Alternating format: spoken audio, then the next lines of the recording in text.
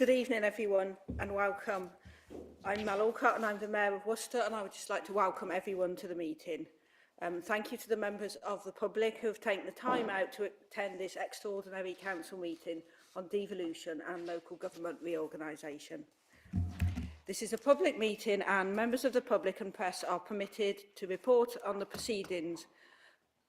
Reporting includes filming, photographing, making an audio recording and providing commentary on proceedings. Please note this meeting is recorded and streamed live. These recordings are published on the relevant meeting of the Council's website. By choosing to attend this public meeting, you are deemed to have given your consent to being filmed or recorded and for any footage to be broadcast or published. If the alarm sounds, the premises must be evacuated immediately. Do not spend time collecting personal belongings. All emergency escape routes are clearly signed, and once you've left the building, the assembly point is in the High Street opposite the Guildhall. Members are asked to use the microphone situated at the small table if they wish to speak on the agenda item. And before we commence to the formalities of the warm meeting, again, I would firstly like to extend a very warm welcome to those persons attending the meeting in the public gallery. Okay, agenda item 1, apologies for absence. Apologies for absence have been received from Councillor Round, Madam Mayor. Thank you. And do we have any declarations of interest? Councillor Gregson? So I'm an employee of the County Council. Thank you. Any further? No. Thank you. Public participation, agenda item 3. We have one speaker tonight. We have the Chair of Warndon Parish Council, Councillor Lucy Hodgson, and Lucy will speak about the role of the Parish Council and what it does for the local community. Right. In the early 1980s, the City Council began to look to expand northwards and develop Warndon villages. This major development caused concern amongst several far-sighted people living in the area, and they formed a couple of residents' associations. They quickly realised that, in fact, they would have more power if they formed a parish council because by statute they would be able to comment to the authority on the then proposed Worcester local plan and eventually scrutinise the planning applications and get a genuine say in the overall development. And in July 1984, Warndon Parish Council was inaugurated, and the first meeting was held on the 4th of August that year, and there were 5 councillors and a part-time clerk. The then local plan, which covered the whole city, envisaged 4,500 dwellings being built on the land, which was about 640 acres. That is how it was begun, with the parish council commenting on their proposals, and the plan was published in 1988. In 2002, there was a major election review across the city, and we were divorced from Old Warndon. The parish was divided into 2 wards, covering by 4 parish councillors per ward. And during the 36 years to date, there's been more than 40 councillors, at least 10 who've been chairman, and there have also been at least 6 clerks as well. And in 2025-6 budget, the parish council has a council tax base of 4,070 houses. Its role includes maintaining 26 full plot allotments, 3 defibrillators, 4 speed reduction detection signs which are monitored monthly, an annual grant to the Leopard Hub, small community grants. It pays the City Council for a full-time parish warden, which assists the green space team, and there's a service level agreement. It pays for extra grass cutting throughout the year, and also it pays for extra hedge cutting and maintenance of the green space. Warndon Parish Council is a statutory consultee in the planning process, and this means that the planning authority must consult the parish council on all planning applications within the parish, and we're given about 21 days to comment on each application.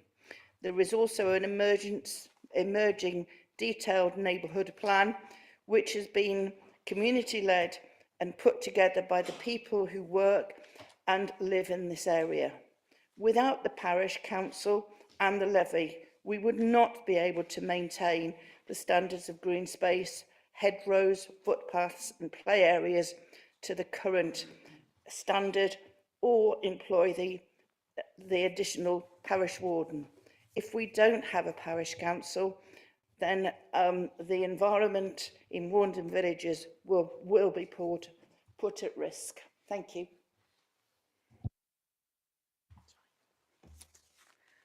Councillor Hodgson, thank you. Thank you. Okay, I will move on to agenda item 4, devolution and local government reorganisation. And just before it commences, I would like to say it's only recently we have learnt that the local county elections will go ahead in Worcestershire. And I would just like to say a huge thank you to all councillors and members of the public who have supported that, because I think democracy is very important. And I think I'd just like to give a little bit of a shout out for Worcester before we commence the meeting. And referring back to the white paper, it does make clear reference to the value of neighbourhood level and district level governance. It makes specific reference to districts which serve the primary city in the county. Worcester City Council is entitled to have a strong voice in negotiations on the establishment of a strategic authority, as well as on the establishment of a unitary council. And I'd just like to remind us all of that and the importance. Thank you. Right. So the overall objective of this substantial item is for members across the chamber to give officers a good steer on the key issues of concern as we respond to the government's challenging timescales and significant demands for reorganisation proposals. As noted previously, we are required to submit an interim plan to government by the 21st of March 25. This submission will need to be approved at a meeting of the full council, and we are likely to move the March council meeting forward to Tuesday the 18th of March to accommodate this. The item includes 5 themes for discussion, and members have been asked to advise officers if they want to speak on a particular theme. Each speaker will have 5 minutes, and it is not expected that members will speak more than once in most cases. Officers will not be expected to speak or answer questions unless absolutely essential. And I expect to call a break at an appropriate point for refreshments.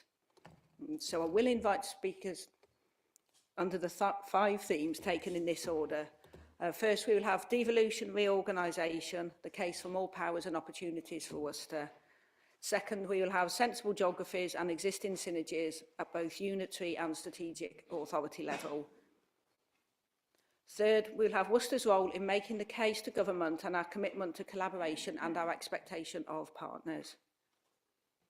Fourth, we'll look at safeguarding Worcester's identity, past and present, and the voice of local communities. And fifth, we will look at improving the quality of service delivery and financial sustainability for the people of Worcester. There are some functional recommendations in the report, but it is expected that group leaders will use a recess to try to reach consensus on some resolutions which they will then move forward for council to vote on. I will now invite the Managing Director, David Blake, to present his report. Thank you. Thank you, Chair. I think you've said most of what I was going to say, actually, but I'll work on the assumption that you've all been able to read through all of the detail, so you'll be pleased to know I'm not going to go through anything in any great detail. It remains for me to say you will all understand that the government has, as part of its plan for change, determined that the whole of the country will be covered by mayoral combined authorities. In the latest information, known as strategic authorities, covering circa 1.5 million people in terms of population size. The government has made it clear that in those areas that are two-tier, such as ours, it is incumbent upon us to come up with a solution for a single tier authority. And on that basis, as the Chair has just said, we were written to on the 5th of February with an invitation to submit our proposals for the establishment of a single tier of local government in Worcestershire. As Mel has said, that interim plan needs to be submitted by the 21st of March with full proposals on the 28th of November. So as has already been said, the meeting now, plus the one other meeting towards the end of March, are going to be critical in agreeing a submission to the Minister by that date. In terms of the guidance, you'll have seen the guidance in terms of our submission is clearly set out in Annex A. Excuse me, let me get rid of that and turn my volume down. You'll see Annex A of the attached to the Minister's letter sets out in some detail what will be required for the final submission, and it also sets out what is required in terms of the interim plan by the 21st of March. I won't go through all of the criteria. I'm sure you've read through them all yourselves. However, excuse me, I will just make one point. The guidance does state that it may be the case that the interim plan describes more than one potential proposal for your area if there is more than one option under consideration. So I think that's a really important point in terms of shaping the deliberations both this evening and over the next few weeks. I think as the Mayor has said, that this evening as officers we are looking for a clear steer for the work that needs to be done over the next few weeks. We don't have, unfortunately, many opportunities to test the work, but it will be brought back to members to sign off towards the end of March. I think at that point I'll hand back to you, Mayor, to introduce the discussion. Thank you. David, thank you. I will now invite speakers to speak on each theme, and I have a list of names, so bear with me. If any you've forgotten, please just nudge at the end. So the first one is Theme 1, Devolution and Reorganisation, the case for more powers and opportunities for Worcester. And the first speaker I have is Councillor Holmes. Apologies, Councillor Denham. I was instructed you would speak. Some up at the end. So that's, yeah. Sorry, I thought I was also going to do an introduction to the evening. Okay, yeah, please, okay. Please do. Yeah, yeah. Thank you. Because I've written the speech. Yeah.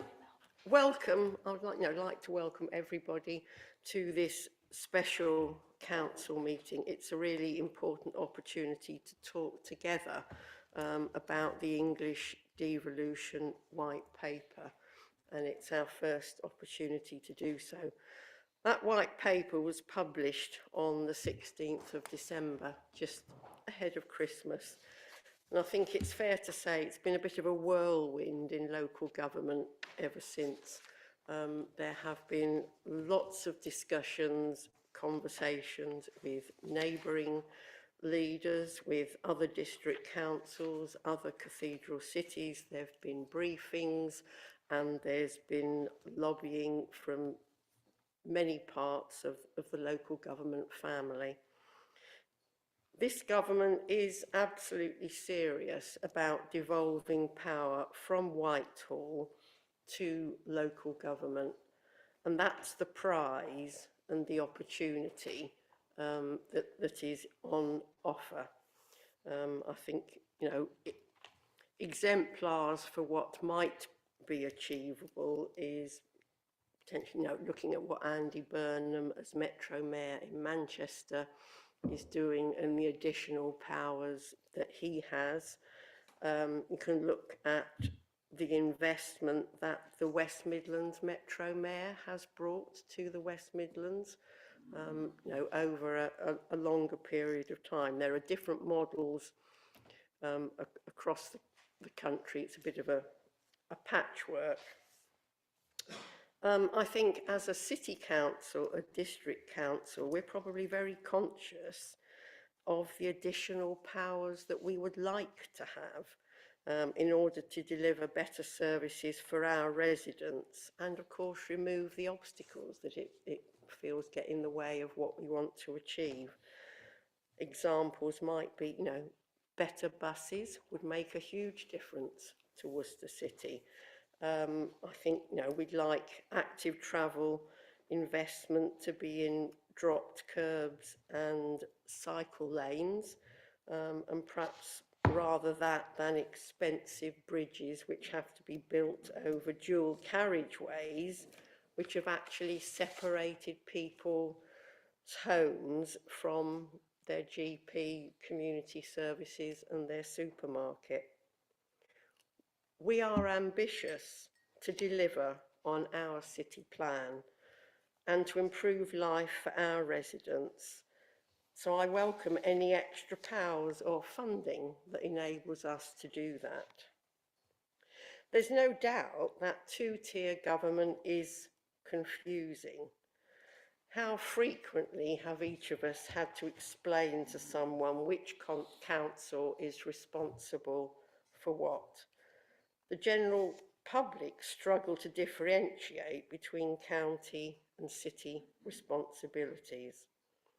It's a nonsense that waste collection and waste disposal straddle two layers of government. It's hugely frustrating that Worcestershire County Council has a contract with the incinerator at Hartlebury, which has no incentive for recycling. And yet this council and that incinerator actually depends on having enough material to burn to keep it going. Meanwhile, it's this council which is judged on our recycling rates. And we have been struggling to get a coherent plan to meet the new legal duty for the collection and disposal of food waste, which is coming soon. Unitary authorities make logical sense and operate successfully across much of England. The devil is in the detail. Local government reorganisation isn't exactly a once-in-a-lifetime opportunity, because there are, it is challenging, it is doable, and in fact it has been achieved many times before, including around Worcestershire and within living memory of some people in the room and, you know, a lot of others outside of this actual chamber. The government has given us the task to develop proposals for a single tier of local government, i.e. a unitary council, that we think will work best for our citizens, our communities, our geography, and our neighbours. I want to thank Sian and David for preparing the briefing for us this evening. There is a lot of information to digest, and we won't be able to decide or explore all the detailed questions that we have. As elected representatives for Worcester City Council, this is our chance to look at the government guidance, to think about the future of this city, its role as a historic, cultural and economic centre, and as the Mayor said, the primary city of the county. What are the key principles, the possible options and the safeguards that we want to task officers to explore? Thank you. Councillor Denham, thank you. Councillor Holmes, if I could now invite you to speak. Thank you, Mayor. Devolution means change. That change is necessary and well overdue. But I prefer to call the process local government reform, LGR. Through LGR, we will reset the relationship between central government and the people, with our unitary at the hub of democratic governance. Properly delivered, LGR will give local people more control over the collection and expenditure of funding.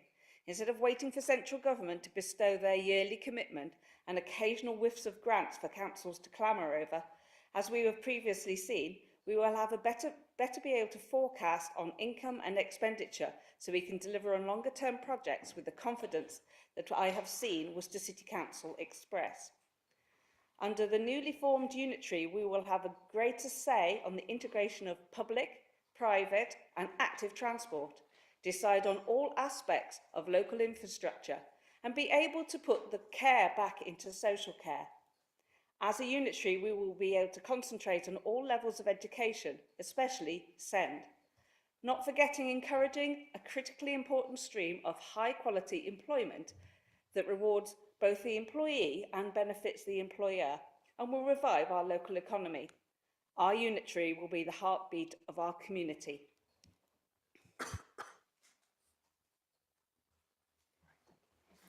Councillor Holmes, thank you.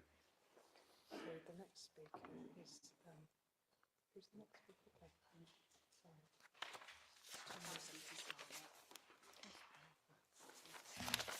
Thank you. Councillor Desawa, next. Thank you. A larger, more powerful authority will offer advantages and leverage in many areas. Particularly so, actually, when it comes to working with the registered social landlords.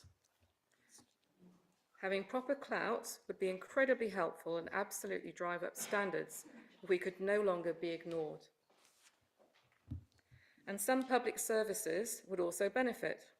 Some of these are severely deficient or entirely lacking at the moment. For example, when it comes to buses within and around the city of Worcester. Delivering a fit-for-purpose bus service that can benefit everyone, the environment and the economy of Worcester. These are just two examples where at present we can almost feel like the victims of our partners, having things done to us with little chance of effecting changes and improvements. But at a larger size, with Worcester at its centre and with appropriate powers, we could sufficiently better our chances of improving these important areas of our residents' lives. This is exactly the sort of new authority we should create. Sufficient money applied as needed, using local knowledge and keeping Worcester at its beating heart. Thank you. Councillor Desworth, thank you. If I can now move to Councillor Lamb. Thank you, Madam Mayor. I don't think anyone can argue with the principle of devolution. Decisions are best made closest to the people they affect by people elected locally. I had high hopes when we were promised more devolution in England after decades of centralisation. However, I am disappointed with these proposals. I'm speaking today to express my concern about the proposed abolition of two-tier councils, and if that is indeed what happens, in supporting of maintaining local government in a way that best serves Worcester residents. Some may believe that unitary authorities are inevitable, but I remember that when John Major tried to impose unitary uniform authorities across the country, those ultimately failed, leading to a compromise. And therefore, we should not assume that these new proposals will succeed without scrutiny. Supporters of a Worcester-wide unitary authority argue that they will improve efficiency and save money. However, such a change could weaken local representation, increase bureaucracy, and create a system that is distant from the communities that it serves. Our current two-tier system ensures decisions are made at the right level. District councils work closely with their residents and understand their unique needs.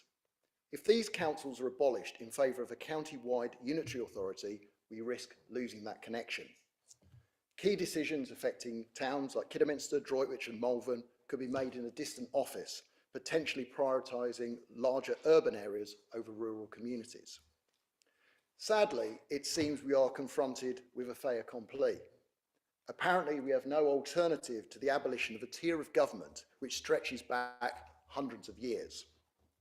Therefore, if change is unavoidable, we must consider whether Worcestershire would have one large unitary authority or two separate councils, one for North Worcestershire and one for South Worcestershire.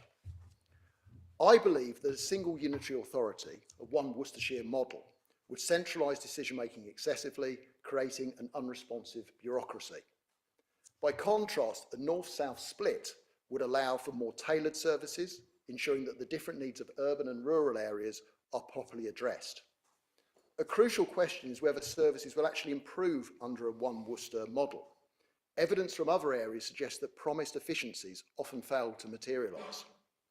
The financial implications must also be carefully considered.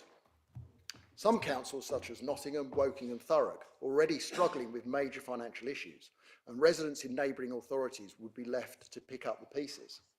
With English councils accumulating £71 billion in net borrowing, the government has made it clear that there will be no central bailout. Worcestershire must be wary of being drawn into an even more unsustainable financial situation. Another major concern is the potential democratic deficit. Currently, district councils are accessible to residents and represent smaller communities effectively. Under a unitary authority, fewer councillors would cover much larger areas, making it harder for residents to have their voices heard. A north-south unitary division could go some way to mitigate this by keeping decision-making closer to the communities affected, rather than consolidating power in a one county-wide authority. Ultimately, this debate for me is about balancing efficiency with democracy. If reform is necessary, we must ensure it strengthens local representation rather than undermining it. I would personally favour the North-South Worcestershire option, but it would have to go hand in hand with a town council for Worcester to preserve its historic status.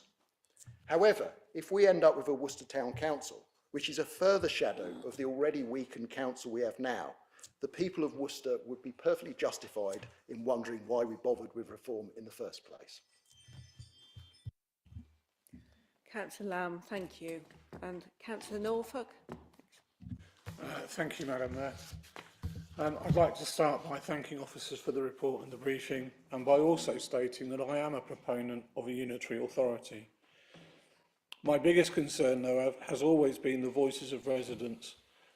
My biggest concern has always been that the voices of residents of Worcester should also be heard in the chamber, something that hasn't always been evident in Worcestershire.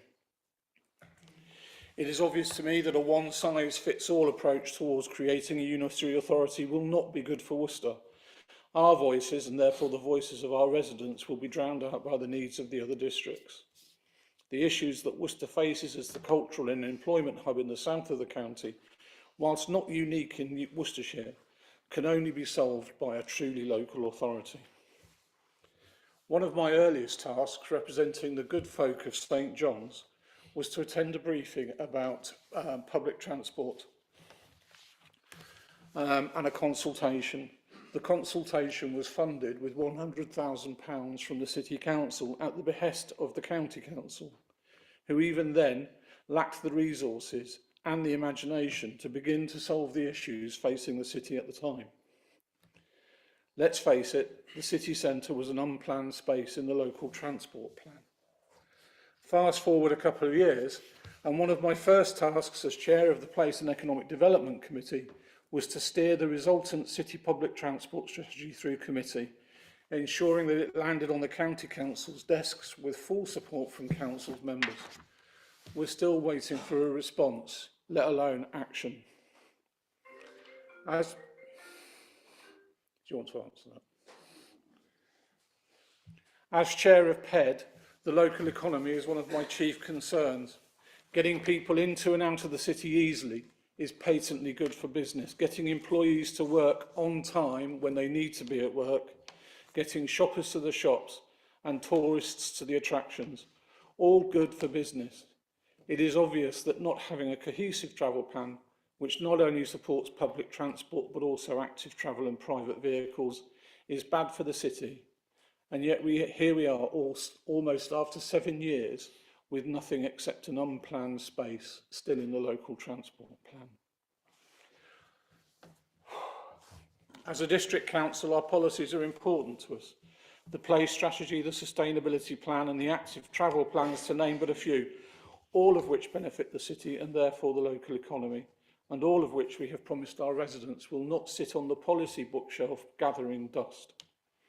I think it's also fair to say that there are non-mandatory services which we will want to see maintained that also benefit our customers, our residents' lives. My argument is primarily that in a smaller unitary authority with the right powers, we can do a lot to make sure the city works for local businesses and works for residents.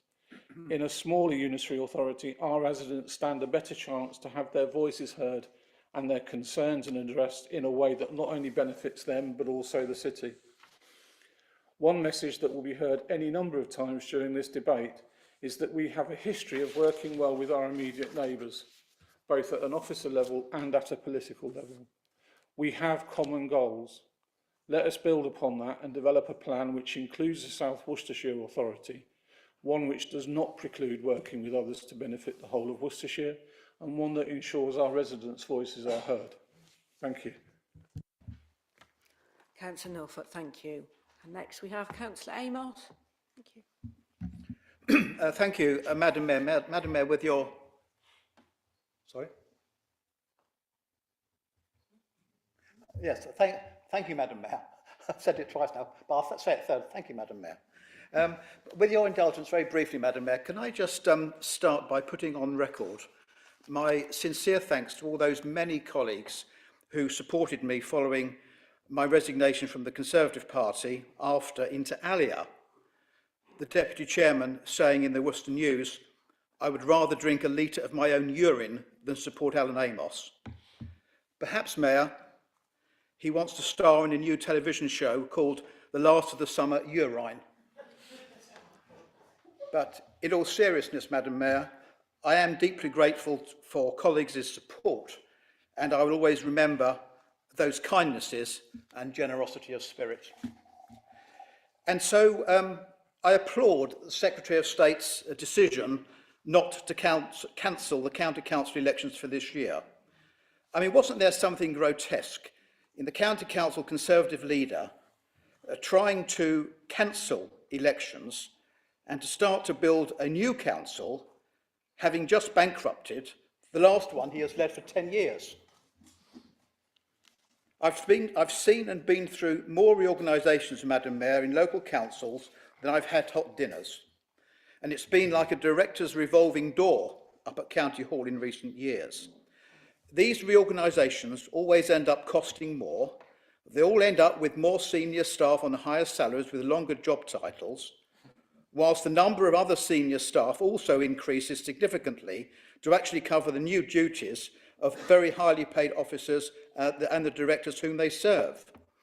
So if this reorganisation does not lead to real cuts in costs, then the basic rationale for the whole exercise is meaningless.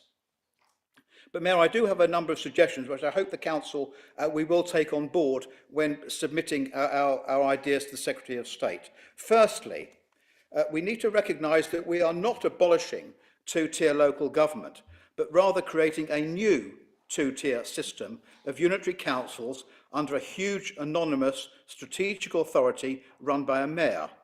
These will be artificial concoctions, and the whole new system will be remote, which people will not identify with. So can we press the government to say how local people can remain involved in such an enterprise and influence events, so people can believe that it is relevant to their everyday needs? Otherwise, I can see people losing interest and faith in the whole concept of local government. Secondly, to avoid replicating the current county council's stale and unimaginative leadership for the last decade, can we urge the government to prohibit members of the new authorities from holding certain outside offices which prevent them doing their council jobs properly?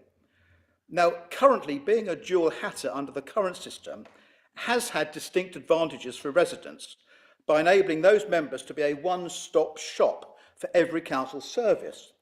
But what I'm talking about, Madam Mayor, I'm referring to paid employment by a specific type of outside body.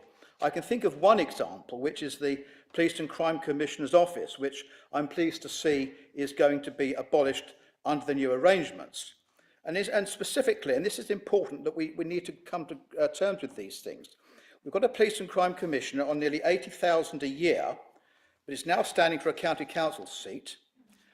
We have a Deputy Police and Crime Commissioner on £37,000 a year, who is also the County Cabinet Member for Highways and Transport, which, I can assure you, Madam Mayor, is a full-time job. Then we also have the mysterious Assistant Police and Crime Commissioner on nearly £20,000 a year, who is also the County Cabinet Member for Children's Services.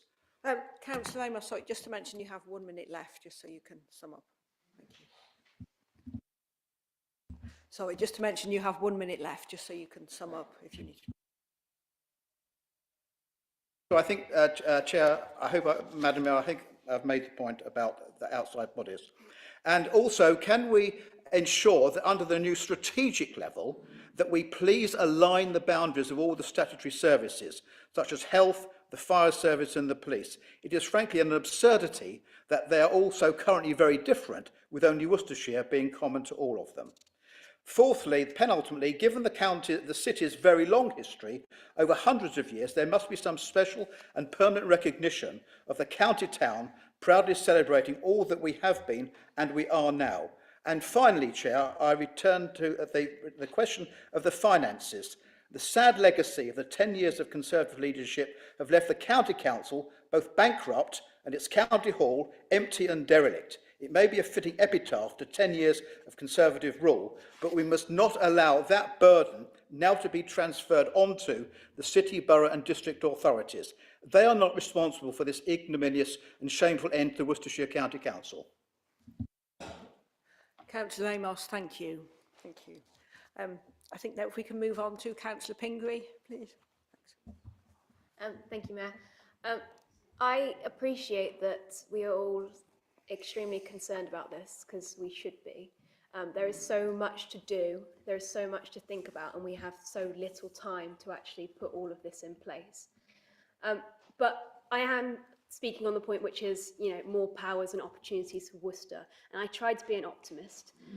So I have thought about some of the things that we could do and we could change if we go forward with this plan. But in order to change them, we need to have actual, real change. One of them, and I know it's been mentioned a couple of times tonight, is transport. It's one of the main things that we do within Worcestershire. And the current system that we have for transport just isn't working. If we stay as this larger authority, if we stay as Worcestershire, it's not going to improve, it's not going to fix it. Most of our transport decisions are made by Worcestershire as a whole, but we see a real lack of progress in things like active travel. We see actually going backwards in things like bus routes. I speak to people all the time and they say, my bus used to run every 10 minutes and now it runs every half an hour. And it runs only once an hour on a Saturday and I don't have a bus on a Sunday. How am I supposed to get to the hospital? That it comes up on the doorstep time and time again. But combining into one larger unitary authority isn't going to solve that. If we want to solve that, we actually need to have real change. I am more in the favour of a smaller unitary authority, something like South Worcestershire and North Worcestershire, because I think we can then chunk these issues into, if we chunk it into smaller areas, we can chunk it into smaller issues and we are able to deal with it better. Essentially, we have less to look at as a whole, which means we can listen to the residents more. Isn't that what local government is all about, the local people? Aren't we by doing this, by pulling all of this power up to this one mayor, aren't we taking the power away from these many people? It's something we need to think about. We need to make sure that the voice of the residents is still heard in this, and that we're not distancing ourselves from these people and making ourselves more remote. I'm really against the idea of one mayor that will be in charge of everything. The goal of this movement should be to enhance neighbourhood level representation and give power to the people. We can't take power away from these people. So when we're thinking about this change, we're thinking about these opportunities, we need to think smaller. We need to think South Worcestershire. We need to think North Worcestershire. Thanks. Councillor Pingree, thank you. And Councillor Cross, next, thanks. Thank you, Madam Mayor. This is a challenging situation. One of the aspects I've really struggled with primarily is relating to the word devolution, because it seems to be a reformatting of devolution as used to be, because part of this is about taking the decision making away from the local authority, or making that local authority more remote to people. I appreciate that carrot being dangled of extra powers to the local government, but if that local government is then more remote, we haven't really helped people. I'm concerned about how rushed this is, and that this could, well, in the middle of the night, it seems like a mechanism perhaps for a government to control local authorities and to stop the blockers or remove obstacles. And we've seen the impacts of the planning reforms that pursue development at the cost of green spaces, for example. So this takes a lot of care, and this is a very rushed process. And if we get it wrong, it will be all for naught. I'm slightly concerned that it doesn't feel like there's been much time for Worcester residents to become informed, away from spin, to become genuinely informed and to have their say in this decision. So, echoing a lot of the thoughts that have been heard before, I would prefer the term local government reform to be used, and absolutely echo the comments of Councillor Lamb about democratic deficit, and Councillor Norfolk voices to be heard. Yeah, there's a lot of concerns, a lot of things to balance here, and we're really up against it time-wise, which also explains the slightly rushed preparation of papers and details for members. So thank you all for the effort that you're putting in, and look forward to how this shapes up. Councillor Cross, thank you. And I will now move on to theme 2, sensible geographies and existing synergies at both unitary and strategic authority level. And I will start with Councillor Agard, but Councillor Agard's words do cross over into one as well, so that's top of the list. Thank you, Madam Mayor. I'm the longest serving woman on this council. I've seen things come and go a lot, as so many of you have. And I do a lot of networking right across the county, and I'm a former county councillor as well. So this is an interesting situation, particularly for me to be in. I mean, we're not making any decisions tonight. Nothing's going to be set in stone. We're looking at processes. We're looking at options. And as a recent past chair, say, of the South Worcestershire Development Plan, and someone who's worked on both iterations of the development plan over a period of more than a decade. I mean, the development plans have taken more than 12 years to put together in total. And one thing I know is that this is a development plan that's been put together by the districts, which, as you have mentioned, are close to the people that they serve. In a spirit of compromise, we've worked together on a cross-party basis to produce 2 iterations of this development plan. And I'm not going to say it's that the relationship that the members of the Joint Advisory Panel have had has been without its stresses and its disagreements. Of course it has. We've had our controversies, but I think it's a relationship that stood the test of time. The SWDPR is a strategic level, evidence-based policy document. We've proved that we can put these things together in cooperation over a very long period of time. We've got the track record, and those of you who are members of JAP will know that. So, I mean, one example of resolving our differences would be on housing and how much housing we build. And we still have a target of 40% affordable housing. That wasn't liked by everybody on the Joint Advisory Panel, but it's still there. And it was negotiated and it's evidence-based, and that's going to be important because we, as this process evolves, the strategic process evolves, are going to need to do our homework in a big way, and when the new organisation emerges, we'll need to do it even more so. I should re-emphasise that we have worked on a cross-party basis. And this plan that we've put together is not something that's been dictated on high by a county council. I think what it's told me is that North and South Worcestershire is probably a good division. South Worcestershire can punch its weight. It can put together high-level strategic policy documents. I have confidence that it can put together a high-level strategic authority without losing touch with the ground. And that's the challenge for us, I think, mostly. I'm not just a Labour councillor, I'm a Labour and cooperative councillor. And it seems to me that there might be opportunities within devolution to actually, because there is such a lot of synergy between cooperation and devolution. The whole point about cooperation is having a grassroots up approach. So maybe we could import some of those ideals into the process as we go forward, so that local people don't lose touch with us and with the organisation that comes to be out of all of this. There are some issues around civic assets, and everybody will be a bit worried about those. This beautiful building which we're sitting. Now, I was hosting a Chinese trade delegation once, about a decade back, and Professor David Green of the university said that this was the finest building of its kind in England, Well, it may have been a complimentary euphemism, but actually it wasn't far off, was it? And it's a building that's greatly valued by the people of Worcester. And it stands for a set of civic values to which we sign up. I think it's going to be important to us to preserve our civic and historic heritage, including this building and a number of others, but our privileges as a city, because those are important to the people we serve as well as to us. The dignity of the city is important.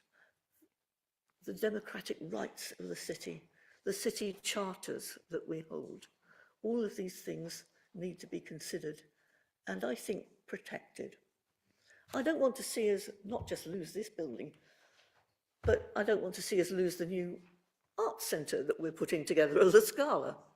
I think it would be a disaster. We spent a lot of time, money and effort, and I would love to see it thrive. So that's about it. Okay. Thank you. Councillor Agar, thank you. I was just about to ask you to sum up, so thank you. Okay, thank you. And next we have Councillor Mays, please. Thank you, Madam Mayor. Thank you for everybody's contribution so far. I think there's been a lot of excellent points made. I think in terms of geographies and what kind of size councillors we've heard, obviously there's a lot of people talking about South Worcestershire, which I think that should be the upper limit of what we are looking at. You know, I think a general principle of having local decisions being made as locally as possible is a fair and reasonable one to be bringing to this. And having lived in Worcester now since 2008 and grown up in rural Herefordshire, what is important to Worcester and our cities and our shires is very different to what is important to the other towns and the rural countryside of the county. And it worries me, the idea that if we went for a one Worcestershire, that we would be having councillors who are based many miles from Worcester making decisions about what would be affecting Worcester. I mean, it's bad enough with the county council at the moment, and having that be the only option, the only people who are interested in making decisions about Worcester, I think brings many problems. So I think we should be aiming to be as small as possible, and for me that's great. That's three possible options: Worcester and its urban extensions. We know that we have expansions to the city which aren't under our control at the moment, which are outside the city, and that I think naturally leads to inefficiencies where Wychavon and Wyre Forest and Malvern Hills are all sending their bin lorries to pick up things on the edge of Worcester, and that could be a lot more efficient if it was all handled by a single body, whether that's unitary or not. But certainly we should be at least looking at bringing the urban extensions into Worcester. I think after that, my preference would be a unitary of just Worcester itself, which is obviously a long way from the minimum size the government is talking about, and then above that, South Worcestershire, and then no other options should be considered. We should not consider Worcestershire. And I know the government does talk about having a 500,000 floor, but it does say that they will consider options on case-by-case basis. And I think we know from the history of Hereford and Worcester that just putting together councils based on population sizes doesn't always work. They can be very distinct areas, and South Worcestershire, as other councillors have already said, has its own flavour compared to North Worcestershire. So I think there's a very strong case that this is a distinct area that we should be considering as the basis for a future unitary. And I think, we talk about efficiencies and finances, and the white paper talks about government, local government that can withstand financial shocks. But I think the problem with something like Worcestershire, we see it now already, is that it's a very big organisation. It makes senior management a long way from the floor of dealing with people who are doing the day-to-day operations in the council. And smaller councils allow for flatter organisations. I think one of the big advantages I've found being a councillor is I can email senior officers and the action is taken immediately, and there's not a big distance between the top of the organisation and the bottom. So I think in terms of the balance of efficiency, South Worcestershire does make sense. It's clear as a makeup that Worcester is the dominant economy of that area, whereas if we include North Worcestershire, as we get into the northern parts of Worcestershire, suddenly Birmingham is now the dominant economy, and that's those areas are looking towards.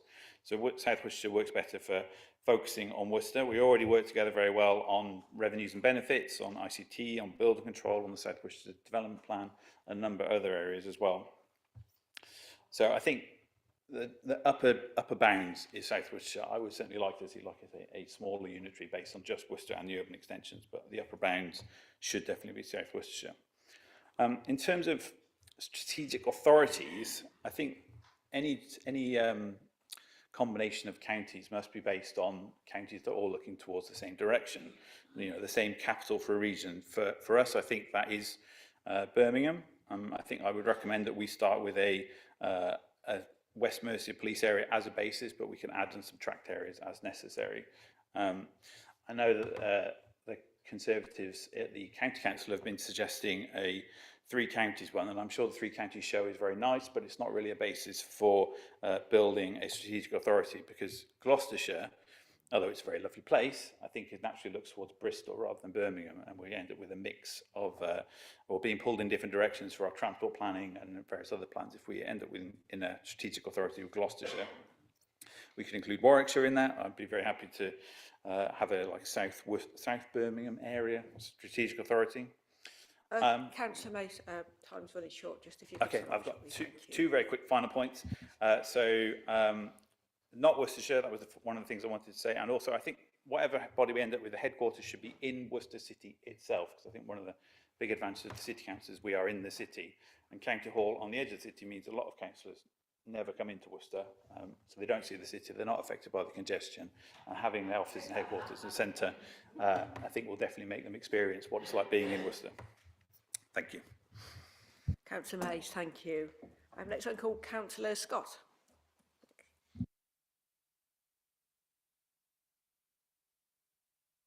Thank you, Madam Mayor. And thank you for the sensible geography from Councillor Mace. As a sensible geographer myself, I thought I would go back into the core of this white paper, which is about the devolution to strategic authorities, and of course started with the with full government support, trying out the idea of strategic authorities for larger metropolitan areas. And we've seen the success of Greater Manchester, we've seen the success of now the West Midlands Combined Authority, evolving this sense of devolved powers down to, and very important devolution, very far-reaching, the bringing together a combined budget. So giving the people in those areas, those large city areas, the power to choose how they spend the money and to move money from one pot to another. And decisions are being made, and you can see that the growth in cities like Manchester in particular, as a result of devolved activities, have been really successful. And that's what this government's trying to do, to drive forward the nation as a whole by devolving powers of decision making down to local areas. And we should applaud that as the core of the white paper and be pleased that it's coming to across the whole country. The geography of how we operate, I think I agree with Councillor Mace. The West Midlands Combined Authority is probably large enough and I don't think welcoming to broader areas, but we can see ourselves in the satellite areas of country towns and cathedral cities and villages around the orbit of in the orbit of Greater Birmingham. But be aware that, of course, getting people in Birmingham to talk to people in the Black Country and people in Coventry to agree about common ground shows that different areas can work together. But at that great scale. So I think there's a real great possibility for us at a combined authority, and we should be arguing this, that's part of the request to us today, to look to see Worcestershire working, and Worcester as a part of that, working with neighbouring counties. And I think a 3 choirs or a 3 counties or a county, a cathedral city around the outer ring of Birmingham, it makes a lot of sense. Of course, city regions were the core of local government reorganisation throughout most of the 20th century. The Redcliffe-Maud Commission in the late 1960s proposed exactly that and proposed splitting Worcestershire into 2 unitaries, a South Worcestershire and a North Worcestershire. And I would echo that distinction between a North Worcestershire and a South Worcestershire. The people and the economies of North Worcestershire, the towns there, within easy reach of the West Midlands continuous built-up area, really look that way. Those are the travel to work areas, which is a key aspect. Those are where a lot of the decentralisation out of the built-up area has gone to those areas, and they're basically suburbs in the countryside feeding the Birmingham jobs market. We in South Worcestershire, a different milieu of high-density countryside with a good density of villages, towns, and our cathedral city. And I think it stands as a very coherent place where we can see that there's identity, there's a range, it's balanced, it's large enough to support all the services which would be passed down to the unitary councils.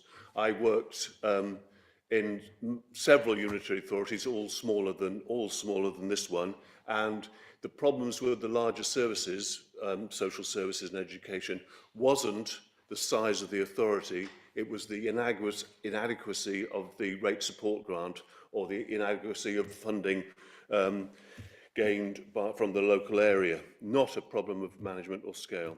I think, Councillor Scott, could I get you to sum up quite soon, please? We're just I think I've given you a rapid bit of sensible geography, so I'll move on. Thank you.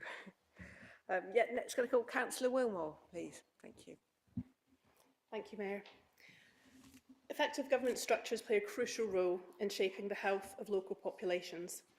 This includes directly providing or influencing the delivery of many services, including health and social care, community rehabilitation, welfare and housing. 15 years ago, the Marmot Review identified that addressing these social determinants of health is key to combating the public health challenges and staggering health inequality we currently face. Part of the reason we've made woefully little progress in this regard is that policy development and resource allocation have lacked structural integration and collaboration across system boundaries at the necessary scale. Integrated care systems seek to ensure healthier, more connected and resilient communities. Hereford and Worcestershire joined together to form an ICS in 2021 with the statutory body of NHS Hereford and Worcestershire.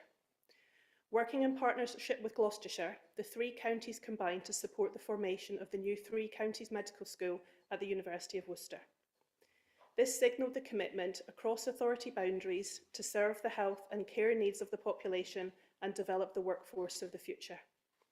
From a health and care delivery perspective, the three cathedral cities form a natural alliance, serving very different population needs compared to the major conurbations along the M5 corridor of Bristol to the south and Birmingham to the north.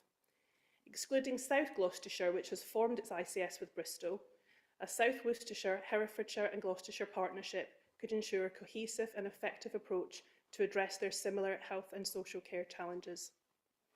The three cathedral cities are geographically close. If you stand on the Worcestershire Beacon on a clear day, you can see all three cathedral towers. They're also formed of similar populations, with urban centres of Worcester, Hereford, Gloucester and Cheltenham interspersed with market towns such as Malvern, Evesham, Pershore, Tewkesbury, Cirencester, Stroud, Ledbury and Bromyard, all surrounded by countless villages. Culturally, there are many historic similarities between the three, encapsulated of course by the Three Choirs Festival each year.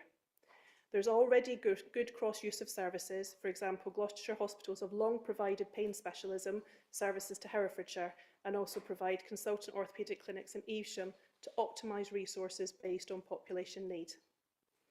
I would therefore call for an appraisal of how a cathedral city's strategic authority, comprising of a unitary South Worcestershire, together with Herefordshire and Gloucestershire, could shape a new health and social care landscape by capitalising on pre-existing district level and NHS Trust partnerships. These in turn can support integrated neighbourhood teams that are able to be responsive at a hyper-local level, supporting the elderly, disabled or otherwise vulnerable populations, particularly those on the sharp end of the social determinants. Health and housing are inextricably linked, and through the integration of healthcare, social care, public health and housing, through things like the South Worcestershire Development Plan, at a strategic authority level of government could finally create the level of cross-agency working that Marmot recommended over a decade ago. Councillor Wilmore, thank you. And next we have Councillor Lawrenson.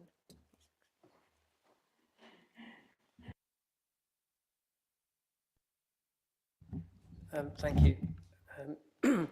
So the Secretary of State's guidance for proposals for unitary local government states that proposals should be for sensible economic areas. And I propose that a South Worcestershire Unitary Authority is a sensible economic and cultural area. Worcester City Council has shared services with Wychavon Council, and Bromsgrove District Council has shared services with Redditch Borough Council.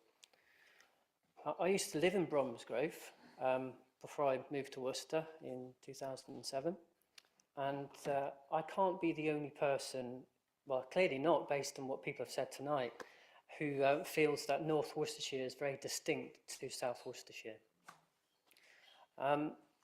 As Councillor Mace has already alluded to, the Secretary of State's guidance also states that there may be certain scenarios in which the 500,000 population figure does not make sense for an area, including on devolution, and this rationale should be set out in the proposal.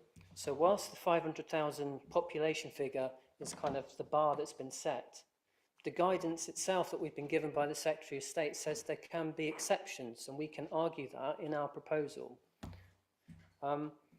So to conclude,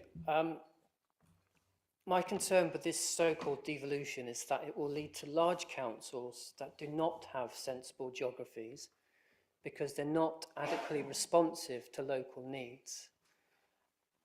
Herefordshire and Worcestershire were merged into one local authority in 1974, only for that to be reversed in 1998.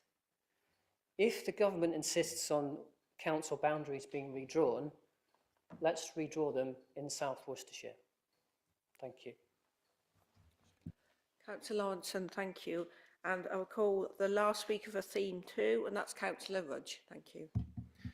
Thank you, Mayor. Most of what I had to say has been said already, so I won't bore anybody by repeating my very erudite colleagues who've summed up a lot of brilliant points. I did want to mention, though, that I don't know if you've ever seen two bin lorries going down the same road, one collecting bins on the left and one collecting bins on the right, as you will in Northwick if you want to see that site. It is truly comical, really, because you just think, surely there must be a more efficient way. My feeling about this is that we're going to have to make this work for us, and I do think there are opportunities for us to make efficiencies in that sort of nonsense being corrected.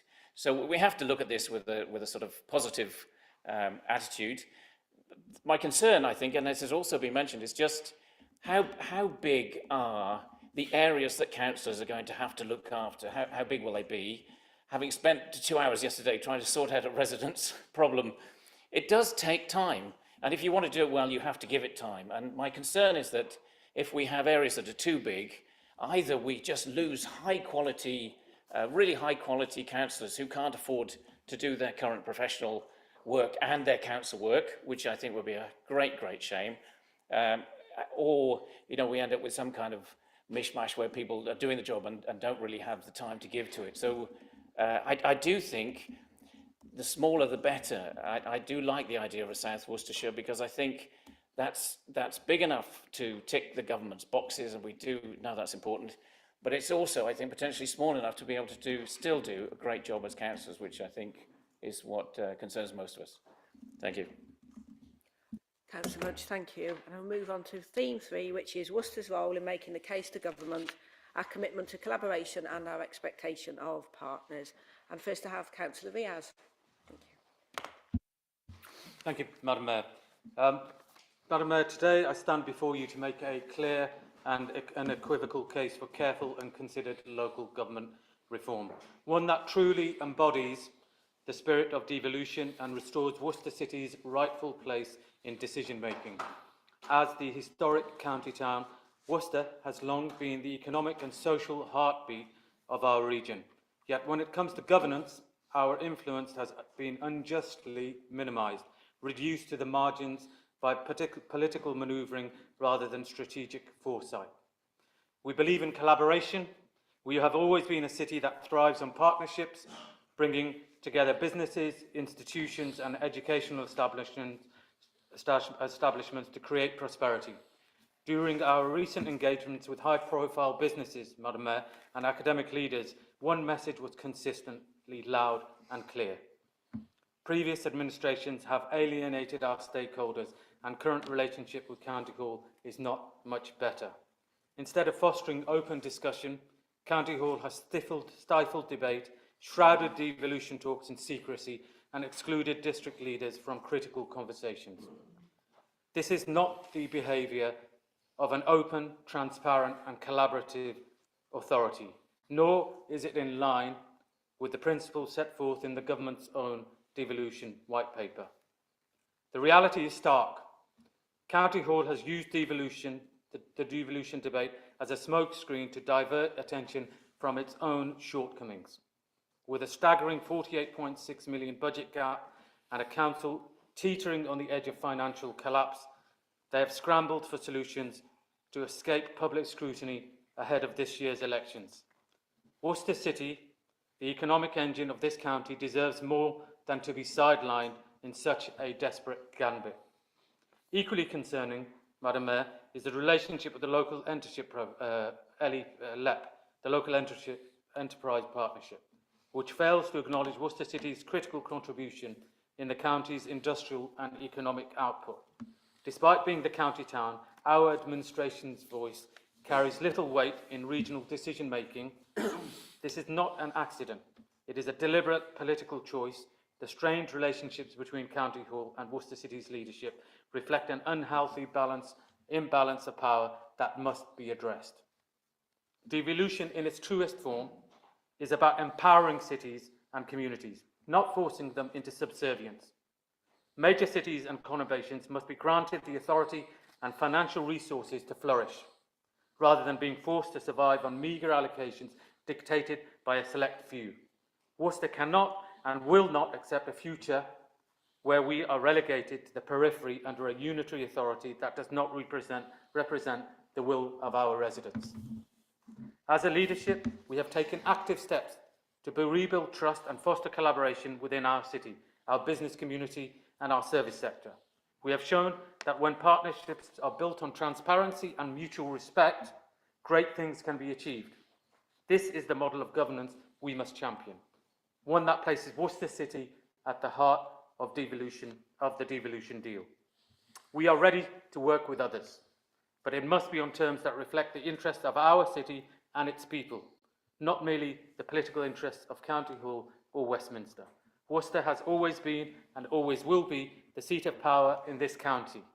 Any deal on local government reform must recognise this fundamental reality and correct the injustices that have held our great city back for far too long. Let us move forward together, not in secrecy, not under duress, but in true partnership. The future of Worcester depends upon it.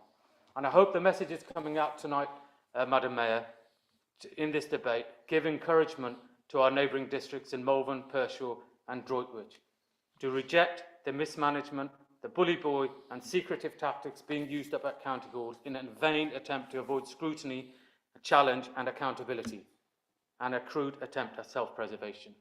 Thank you. Councillor Riaz, thank you. And next I can ask Councillor Cooper.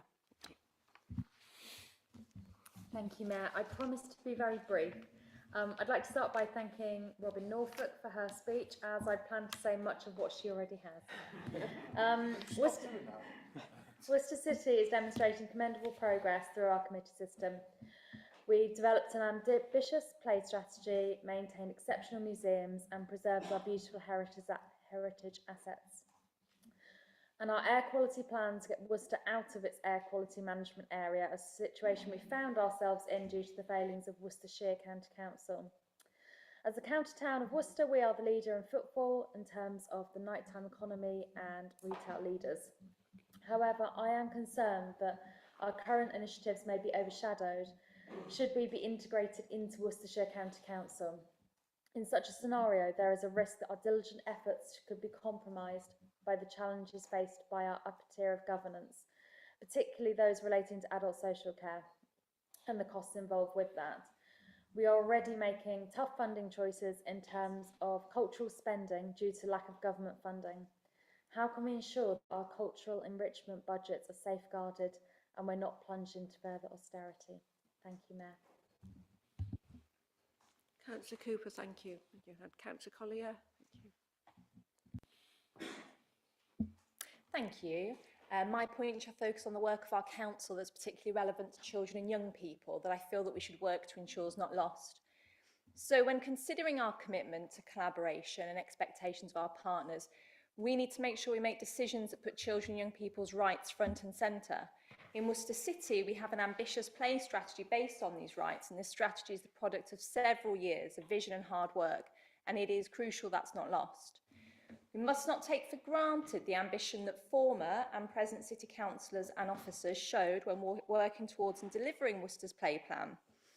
In fact, this sets us apart and ahead of national work on play, seeing as England has not had a national play strategy since 2010, when the Conservative and Liberal Democrat coalition government scrapped the 2008 national play strategy. We must seek not to encourage and facilitate this policy vacuum, when Worcester has worked so hard to make its commitment to play so clear. I am also deeply concerned about the potential lack of local representation. Worcester City Council's work on engaging communities in consultation allows the voice of children and young people to be present in decision making. When considering the formation of the unitary authority, it's vital that we do not lose these voices. We need to collaborate with partners who place similar value and importance on the rights of children and young people to ensure the work of the play strategies so far is not lost. You need only to look at the state of SEND services at Worcestershire County Council to see that a unitary authority in that image would be at risk of failing our children and young people more broadly. And for that reason, amongst countless others, a smaller unitary authority must be considered. Thank you. Councillor Collier, thank you. And if I can call Councillor Lewing, please. Thank you, Chair. I would like to talk about what I think is really important, which is if we are going to be with other councils, what we need to look at is synergies. We need to work with councils who've got objectives which are similar to ours. We are an ambitious council, and we are frustrated by the slowness and lack of ambition at county, but that also could mean that we're disappointed by the slowness and lack of ambitious nature of anybody else who doesn't share our values. One of the things I'm worried about is the watering down of Worcester's commitment to net zero. Ours is 2030, counties is 2050. This is no surprise when they have councillors who are still climate deniers. It's our responsibility to ensure that our new partners will join us in doing our absolute best to limit the impact of climate change on the planet. This is change that cannot be reversed and will disproportionately impact the poorest in society. Any new governance organisation will need to have decision-making approaches which mean we can adapt to facilitate transformational change. Whatever size of future organisation, we must be adequately resourced. We need to take the action that we need to fund climate action and support the rolling out of all sorts of projects that we are currently frustrated on because we do not have funding for them. One of these, of course, is the retrofit programming for improving our desperately poor housing stock. There are lots of values that we have as City Council, lots of progress we've made. We have ambition to be pesticide free. We haven't used peat for years. We're a fair tax council. We have an ambition to decarbonise our fleet and collect food waste. But you can't count on neighbouring authorities to have those same values. And you just have to look at how Worcestershire have not come together looking at a food strategy that we can all agree on in the same timescale to show how difficult it is working with other authorities when you do not have the same values. The other aspect I'd like to talk about, which Pat has already talked about, is the planning service. And our planning service, not so long ago, was not something to be proud of. It is now exemplary. They have worked extremely hard on the South Worcestershire Development Plan with Malvern Hills and Wychavon. But as an authority, our decision-making speed for applications in our city is well above government targets. But there's another aspect to our planning at the moment. We are out of our 5-year housing supply, and the green spaces of Worcester are under threat because we depend on the urban extensions for delivering our housing. This is why the South Worcestershire Development Plan is so important, because it's not just delivering housing, it's to be able to deliver affordable housing, which is what we desperately need. Finally, this council, very early on when I was a councillor, I was quite shocked by the level of debate in this chamber. And over the years that I have been here, it has transformed. We are under the banner, debate, not hate. And that value to me is extremely important. Because of that, I really value the committee system. Working with my fellow chairs and vice chairs on committees that I am on, I see us working incredibly well together and supporting other parties with steering committees and all sorts of other groups that go on with the committee system. So that's my other plea. Thank you. Councillor Lewin, thank you. And for our last speaker on theme 3, if I can call Councillor Murray. Thank you.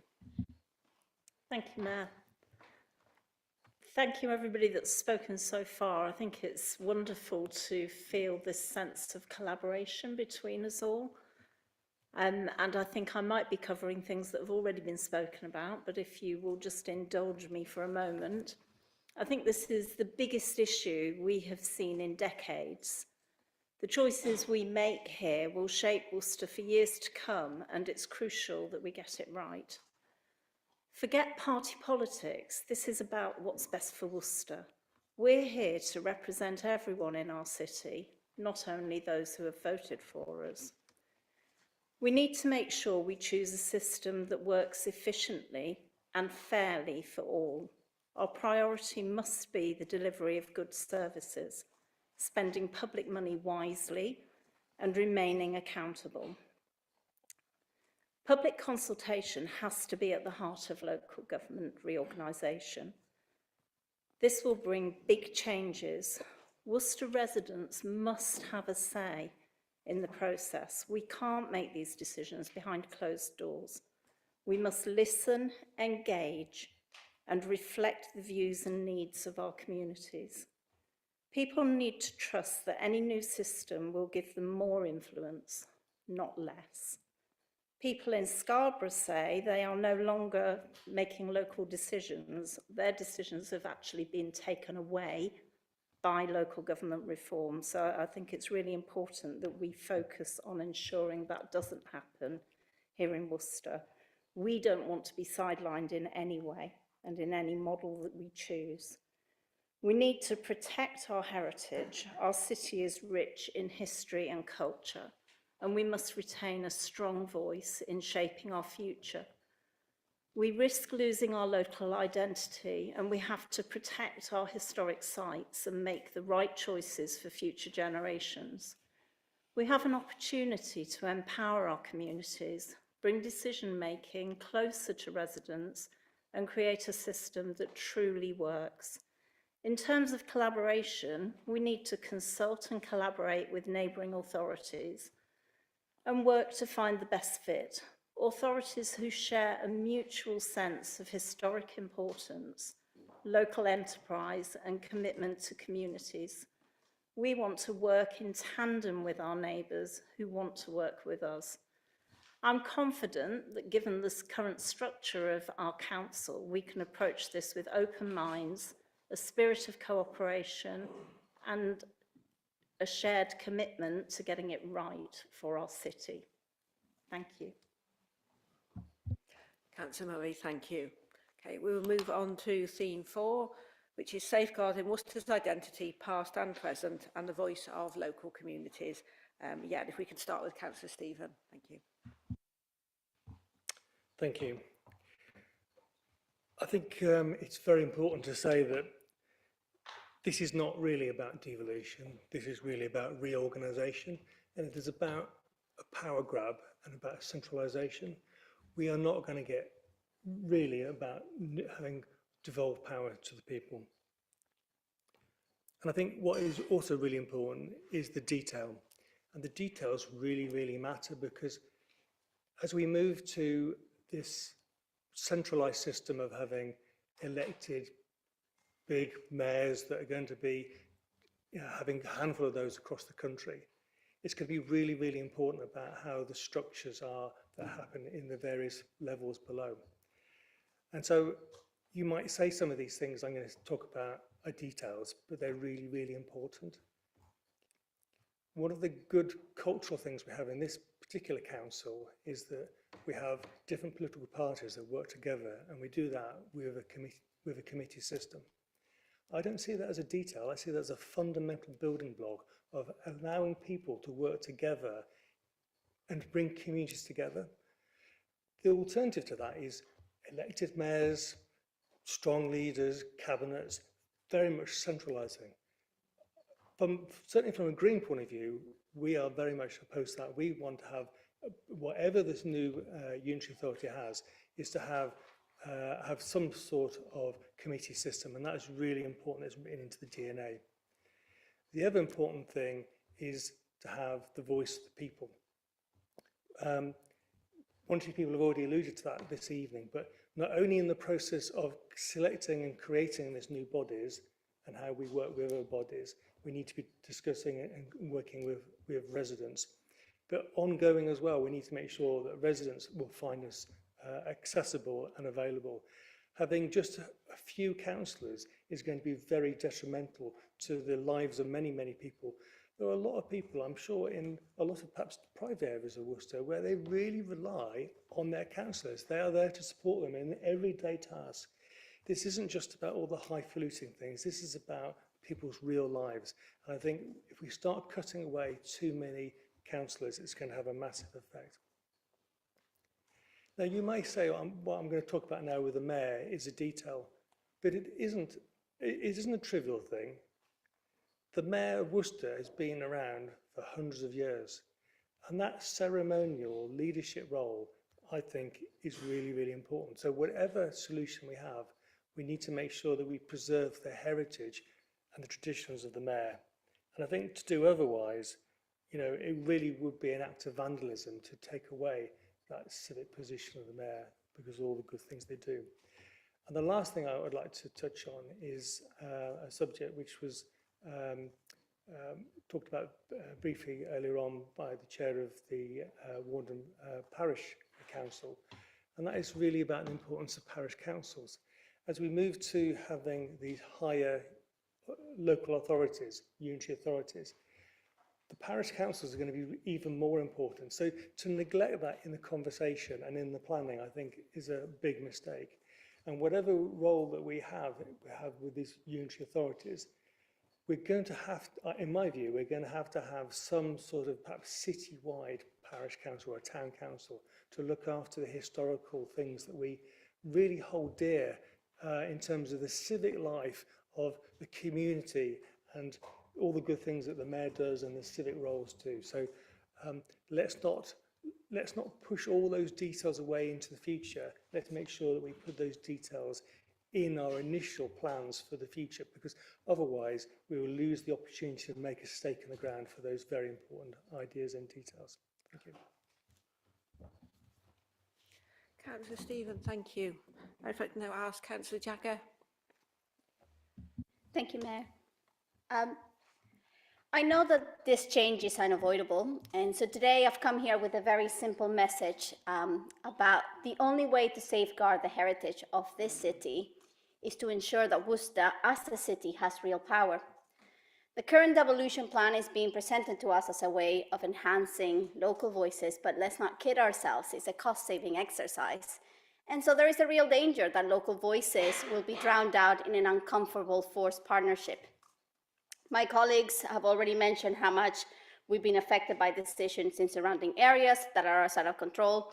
And we know that if there's a new town shopping center outside or a housing complex, that will affect our city. So there is a case for close integration. However, if Worcester doesn't have a powerful role in this integration, things will only get worse.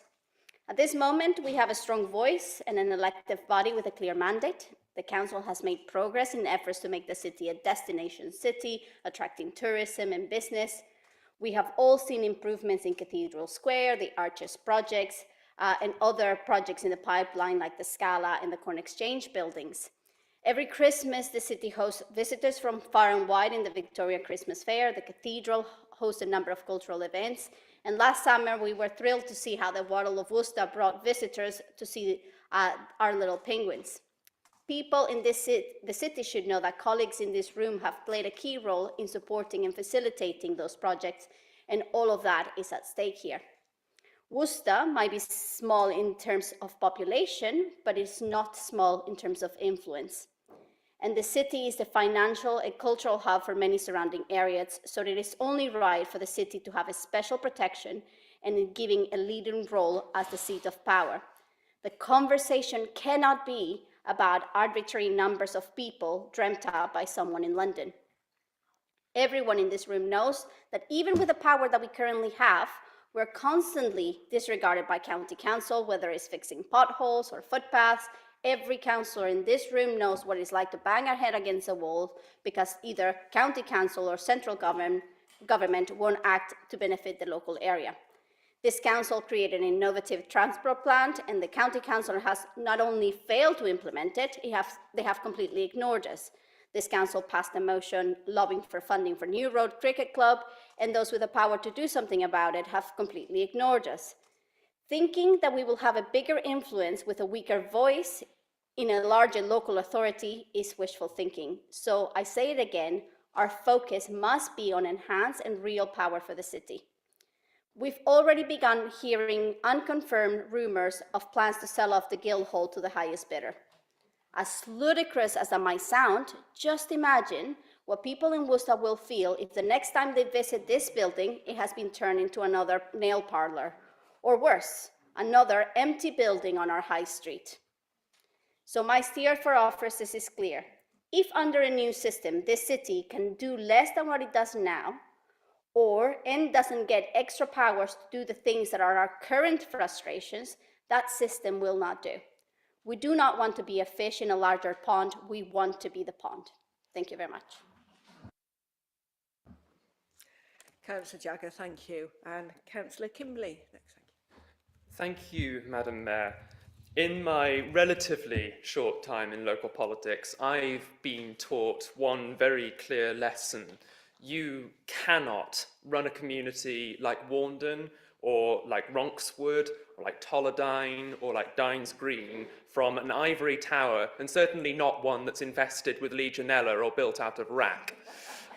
You cannot expect a project helicoptered in from on high by executives in fast cars to integrate neatly with the needs of a deprived community, or indeed with any deprived community, or any community of any kind. Let's be clear about what we need then.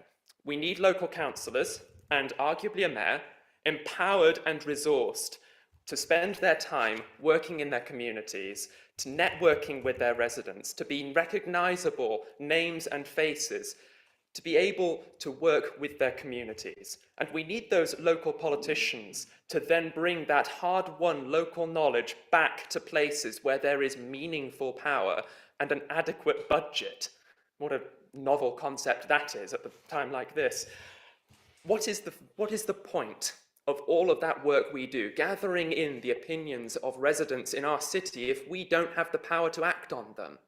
Local government devolution is about giving us that power, about giving local representatives that power. We should be having debates about how we get the buses rolling again, how we get an NHS dentist open again, how we clear the waiting list for SEND schools, how we get the youth clubs running again, how we get our roads in working order.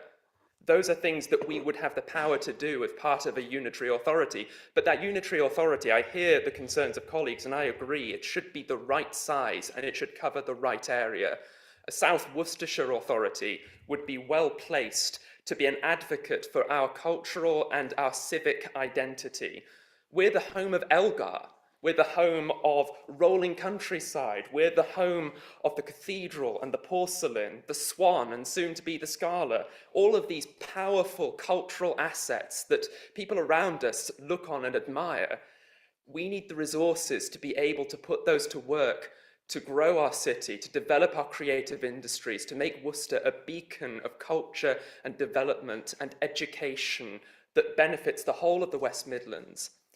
So I think we must embrace a South Worcestershire solution for ourselves and allow Redditch, Bromsgrove and the settlements to the north to seek their own destiny where they feel more comfortable in collaboration with places and larger conurbations like Birmingham and Coventry.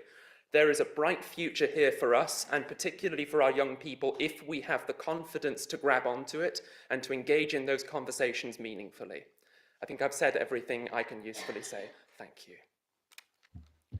Councillor Kimberley, thank you. And I'll call our last speaker for theme 4, and it's Councillor Gregson. Thank you. Thank you, Mayor. I don't advocate for any particular size of council, and like a number in the room, I have a foot in both camps of the current two-tier system. It is easy to get confused over terminology, over authorities, over mayors, over counties and so on. But I do want to refer to the history of the place, and my tie tonight is a badge of honour of having worked for Hereford and Worcester County Council before the separation, and before that, of course, Worcester had a very long and unbroken tradition of government as a county borough and an old corporation. Currently, I am trying to bring together plans and groups to celebrate this building site. Here has been the site of governance for Worcester since 1227, 800 years. Guilds, trades, bailiffs, stewards, mayors, councillors, freemen, aldermen, 800 years reflecting the whole history of local government and local governance in England, the transfer of powers and responsibilities from the monarch eventually to the people. And Worcester, on top of all that, has been at the heart of that pivotal development. The Republic may have been short-lived, but its legacy has dictated so much within our city. The letter from the government on the agenda clearly states that proposals should consider issues of local identity and cultural and historic significance. What could be more true of that than these assets? They are not just about the past. The assets we talk about are integral to our economic vitality, contributing to the tourism industry, hospitality trade, supporting local charities and community groups, planning and transportation considerations, the retail and the business sector, and bringing people together from all different walks of life. We have several assets, of course, as properties, but my main concern tonight as heritage champion is those in which we consider historic: the Commandery, the Museum and Art Gallery, Queen Elizabeth House, and of course the Guildhall. And other councils have similar issues, not only within Worcestershire, but across the country, notably, for example, the 3 cathedral cities mentioned earlier. Our museum building is slightly more complicated because of the ramifications of a joint museum service, but that has remained in individual ownership despite the joint activities over the last few years, and maybe there are models there to think about. The Guildhall is different still, but we need to think, why is it important? And the main reason is that it lies at the heart of our culture and our identity, not just intellectually, but physically. But how do we secure the safety and sustainability of this building with whatever authority takes over in 2028? Can we maintain the costs, the repairs and maintenance, heating and lighting? Can we run events and occasions? Can we book meetings? What body is going to be in a position to do that while maintaining the link and accountability with the real people who own the building, the people of Worcester? If we end up being severely downsized, as some of these suggestions imply, how can we have the resources to maintain the support for the buildings themselves? We have to be realistic. And if we are at the heart of a new unitary, whether it's a county or half a county or bigger than a county, where do we get into that consultation and negotiation process with shadow authorities and everything else, which preserves the importance and significance of our history and heritage and demonstrate how meaningful it is to live in a thriving city?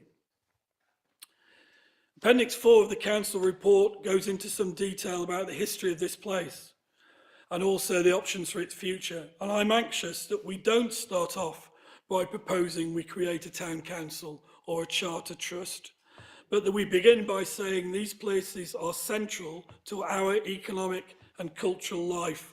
How will the new authority address that? It's easy to be nostalgic. It's easy to look back at some hallowed time when things were better, but frankly, they weren't. Not everything is better now, but most things are. And certainly from my appreciation of the past, mostly we are better than we were in 1832. And that is because of our engagement and the maintenance of places like the Guildhall, not in spite of them. There is a reason why Palestinian protests happen outside here, why we have a memorial book to the Queen, why we start our mayoral processions, why we host dinners and events for the clothiers or Rotary, or for Chinese New Year and the Mela, for International Women's Day, for Holocaust Day, and a host of other organisations and activities. The Guildhall is central to our civic, economic and social life. The building is rare in surviving since 1721, but the site is rarer. And we cannot allow 800 years or more of history to be washed away. Whatever comes next has, as has happened before in reorganisations, to realistically address and support the ongoing life of this building and others like it across the country. I think, oh, Councillor Gregson, perfect timing, thank you.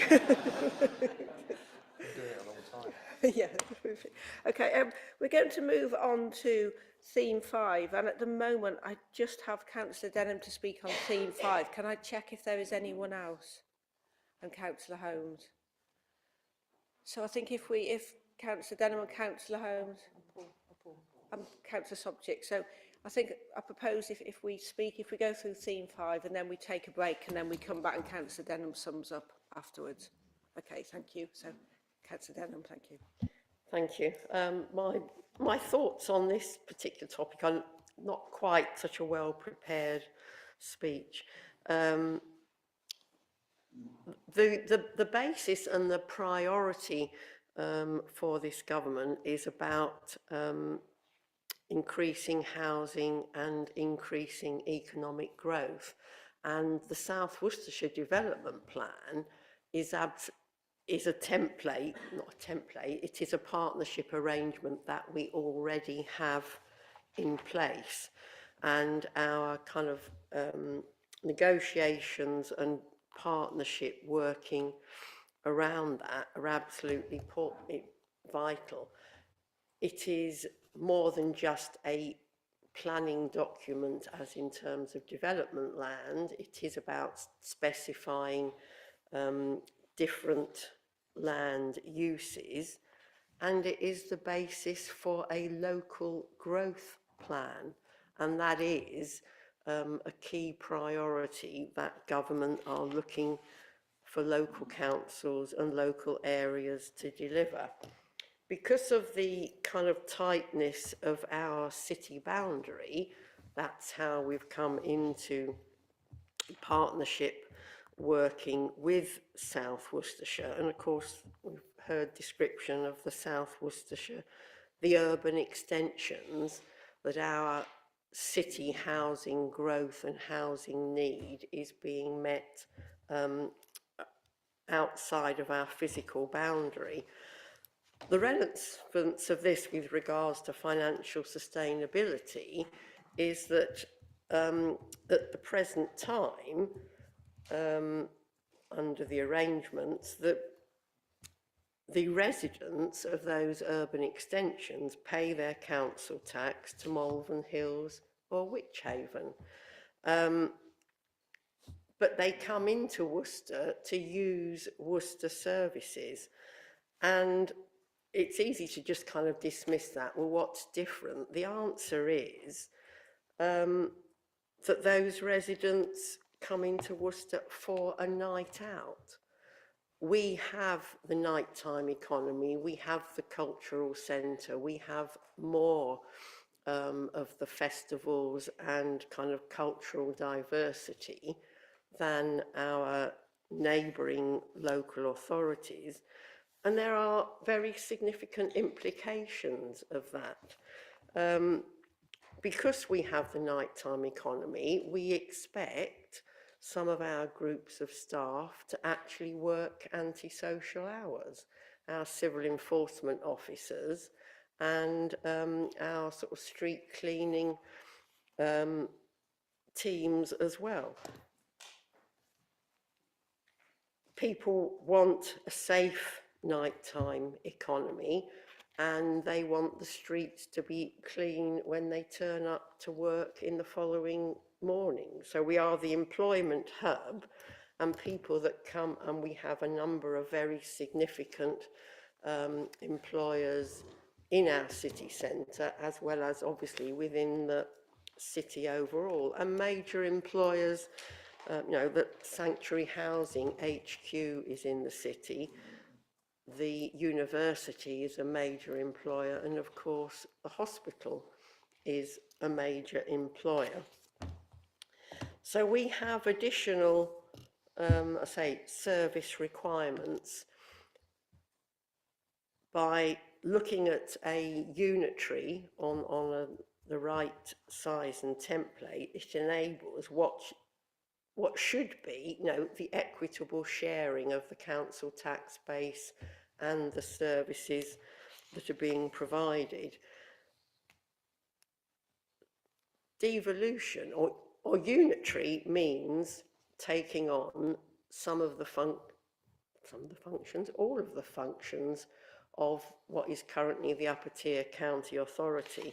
I think we've heard a really good description of actually our aspiration and so many of the things that the powers and the decisions that we in the city are desperate to get our hands onto. Arguably, some things are more difficult and less attractive in the sense that social care is a challenge to every local authority that has its responsibility.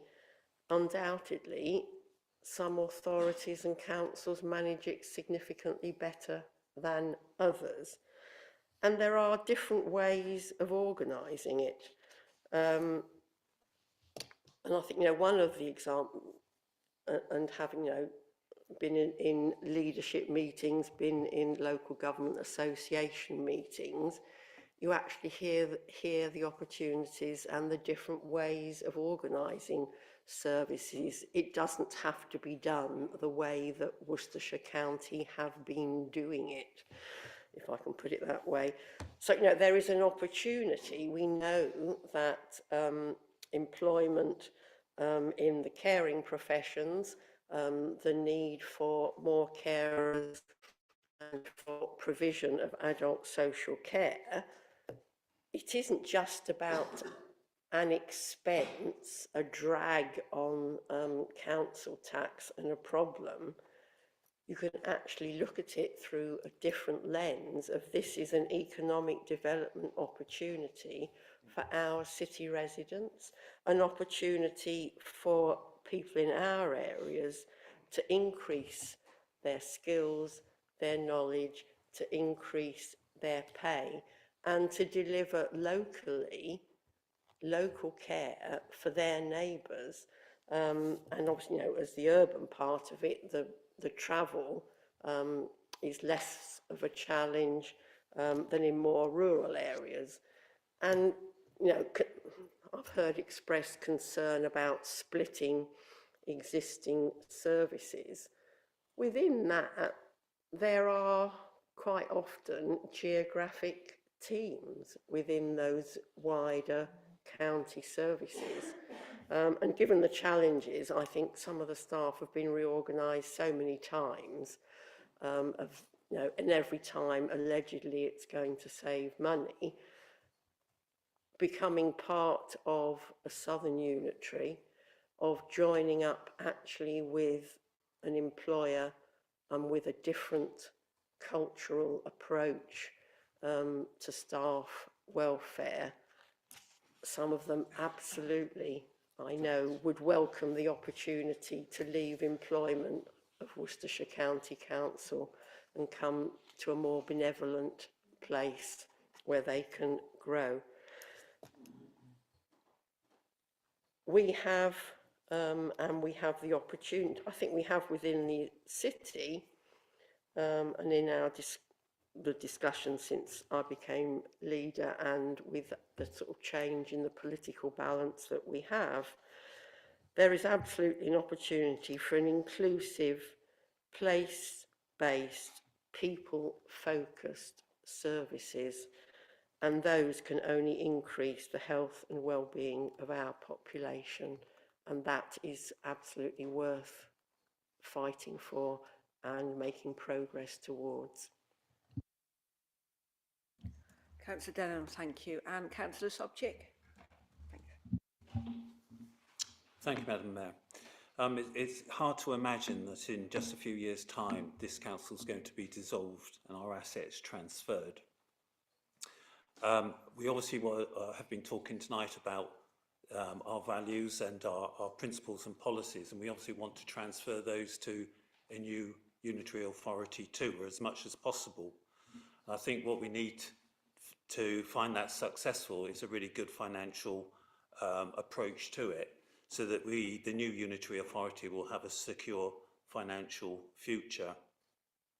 So by way of example, we need to look for like-minded councils in a similar strong financial and a good record of managing the finances of authority like we have here at Worcester City. And in particular, by way of example, when we look at our discretionary services, be it in housing or in sport and leisure, and some of the very small perhaps things that we decide, like we've decided recently to reinvest in the splash pad, I would hate for that to be lost in a very large unitary authority, and our ability to finance these things actually lost in a large unitary authority, which we may find is under other budgetary pressures. So I think the best approach for being able to manage our budgets is to look for authorities on a smaller scale, and therefore I favour looking at a South Worcestershire model in the first instance, as I think that will lead to the security that we're after. Thank you. Councillor Sobchik, thank you. And our final speaker is Councillor Holmes. Thank you. Thank you, Mayor. In the last couple of years, Worcester City Council has completely changed in its political landscape. This change to a more collaborative City Council means that we deliver ambitious plans for service delivery, punching way above our weight as the centre of the county, seeking to maintain high standards of statutory services and striving to deliver the discretionary services that our residents deserve. In order to achieve this, we work closely with Malvern Hills District Council and Wychavon District Council to share expensive and services like maintaining background activities such as IT, whilst enabling the city to direct those monies to frontline services. Officers and members have worked hard to maintain the city's financial viability in a challenging climate. South Worcestershire, forming one single tier authority, could offer cost efficiencies of a larger organisation by avoiding the overarching negotiation of these shared services without sacrificing on the quality of its service delivery. Councillor Holmes, thank you, and thank you everyone for all that you've put forward. And I get we've got a real sense from the room, but I think we're going to break now and just take a sort of 15 to 20 minute break. So aim for 9:15, and then we can sum up after then. Thank you.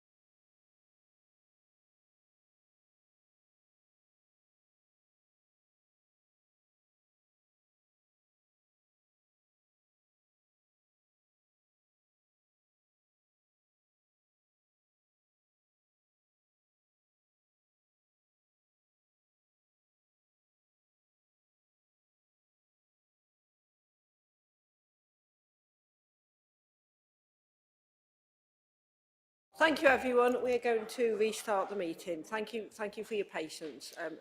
Obviously, all the group leaders have met and we've reconvened. Yeah, and so I'm going to hand over to Councillor Lynn Denham as our leader, and she will sum up we have some resolutions, some proposals, which are instead of the standardised ones that are in the paper. And you all have a printed version, but there are a few amendments. Well, not amendments, because it hasn't come through yet, but Councillor Lynn Denham will talk us through, and we'll go from there, if that's okay. Thank you. Thank you. If I could, if my voice holds out, if I could say a few words before we go to the resolutions. First of all, thank you enormously to everybody. This has been a really civilised debate, and I absolutely appreciate everybody's contributions. I think it's this council at its best. I think, we've demonstrated our shared values, absolutely, about debate, not hate, and speaking for the common good of Worcester City. We haven't kind of coordinated behind the scenes exactly who was going to say what, but we have got a broad consensus for the direction of travel, and it's clear, we are focused on delivering. I think it might be helpful, just a couple of kind of other points from myself before we go into the resolutions. As being the person that's been involved in a lot of conversations and a lot of the briefings, I hear the concerns. I think they are widely shared concerns. It is worth bearing in mind, I think this is a white paper that we are looking to deliver, or that we're talking about. The legislation, there is the potential to influence what will be the legislation that will come. The English Devolution Bill is yet to come to Parliament. There's certainly been an enormous amount of lobbying around the numbers and what is the right size in population terms for a unitary council. And I think some numbers were mentioned. The vast majority of unitary councils in England are very much smaller than 500,000.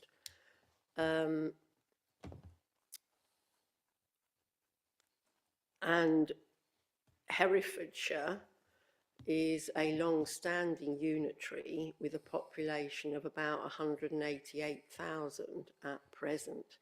I've been in regular conversation with them, and in fact we had a meeting already in the diary for this afternoon. They have had dialogue with government. They are regarded as a sustainable unitary.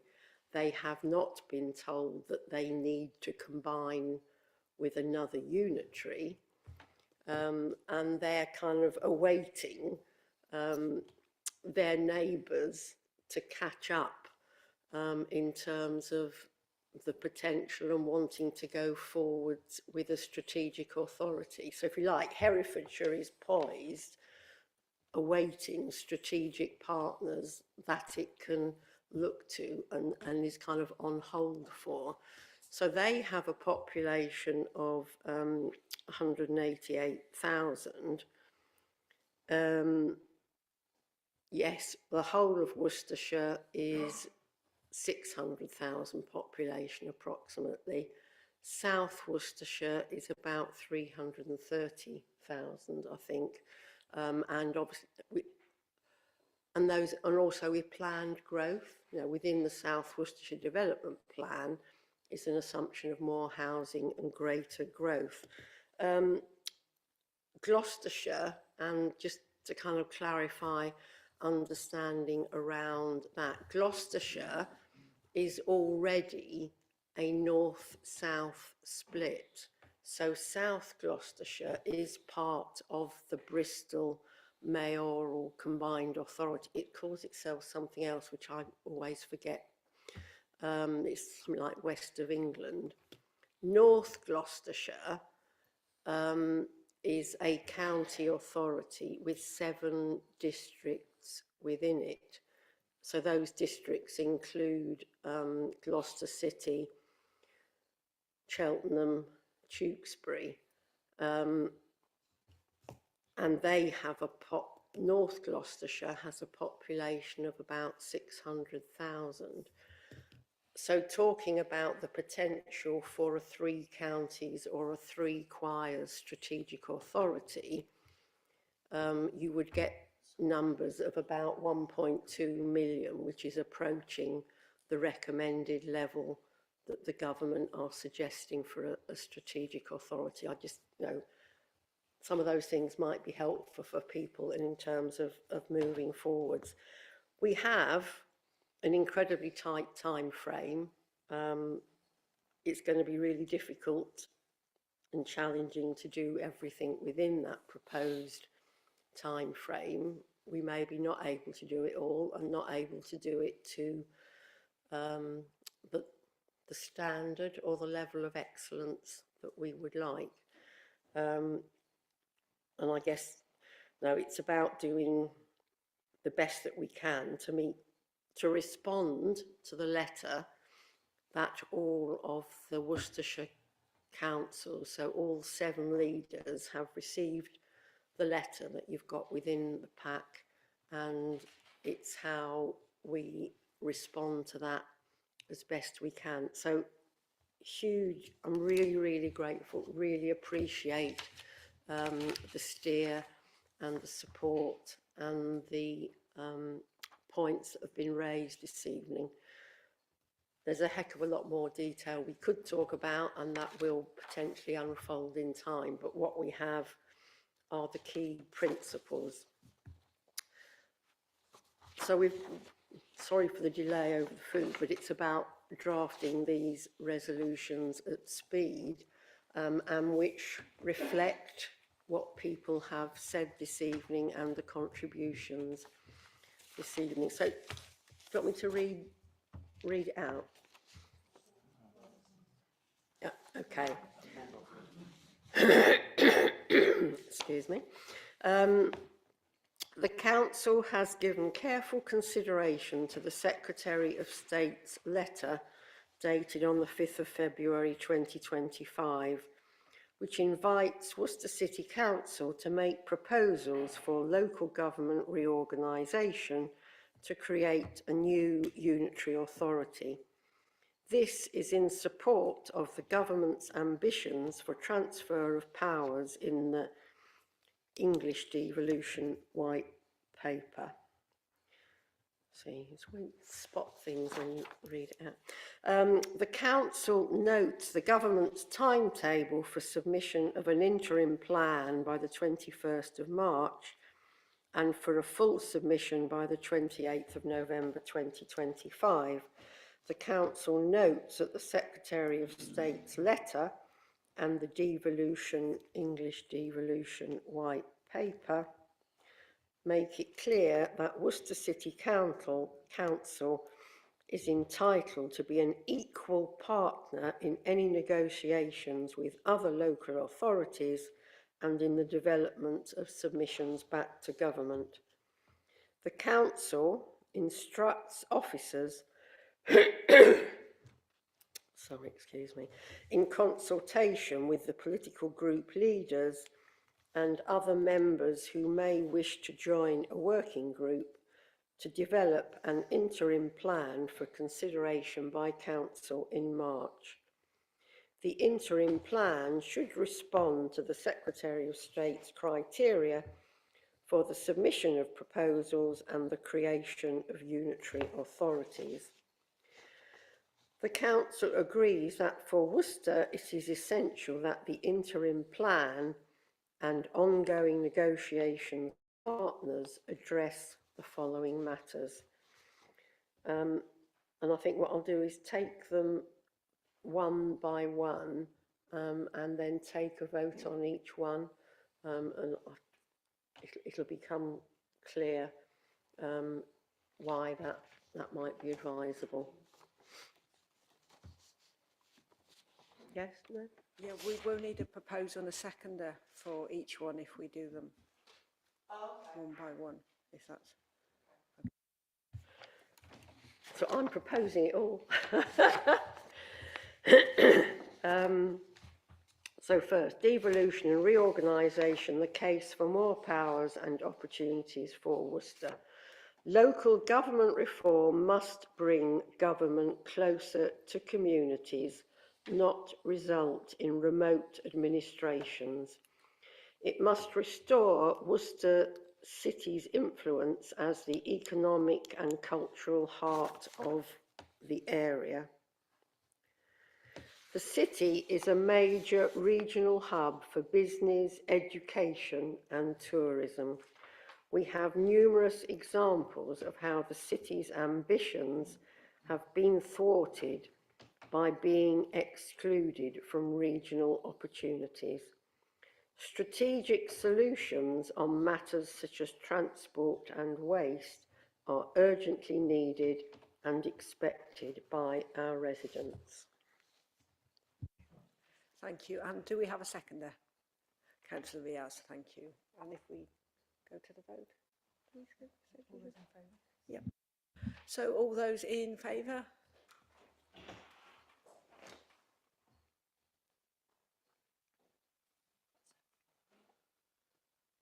Yeah. Okay, that's unanimous, thank you. So if we move to proposal 2, thank you. Thank you. So number 2, sensible geographies and existing synergies at both unitary and strategic authority level. The preferred option is for a South Worcestershire Unitary Council, and this must be given serious consideration by government. It is the obvious choice for our area. Our local government reorganisation history bears witness to this. This is the correct geography. It builds on the strength of our partnerships with the other South Worcestershire District Councils and our strategic planning policy, the South Worcestershire Development Plan, which is crucial for housing delivery and sustainable economic growth. A South Worcestershire Unitary Authority would also be an excellent building block for a strategic authority. We will explore relationships with our neighbouring authority areas, including North Worcestershire, Herefordshire, North Gloucestershire and South Warwickshire. Thank you. And Councillor Stephen, would you like to... You want to second? Okay, and all those in favour?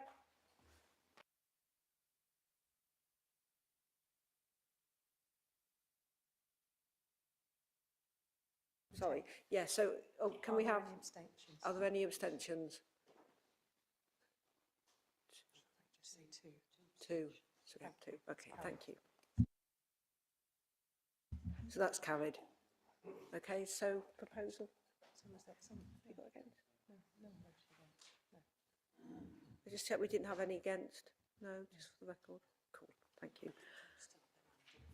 Oh, okay, so proposal 3, Councillor Linden, thank you. Thank you. Worcester's role in making the case to government, our commitment to collaboration and our expectation of partners. Our council values collaboration, openness and transparency and civilised debate.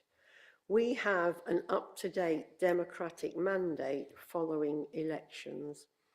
We know that we are elected to represent everyone in the city, and we have a responsibility to bring communities together.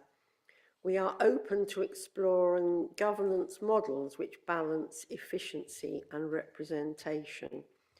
Likewise, we expect our partners to work in a collaborative and transparent fashion to share our values and our ambitions for our residents and businesses, which are clearly set out in our cross-party city plan. We must consult our residents on these major changes before submission in November 2025. Councillor Denham, thank you. Councillor Holmes, would you like to second this one? Thank you. And all those in favour?